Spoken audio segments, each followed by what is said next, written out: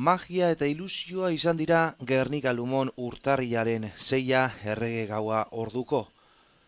Errege bezperan, ekialdetik etorri diren errege magoak trenez heldu dira Gernika Lumora, foru hiribildura, kaletan barrena gozokiak banatzen ibili dira eta agur berezi egin diete Gernika Lumotarrei foruen plazan.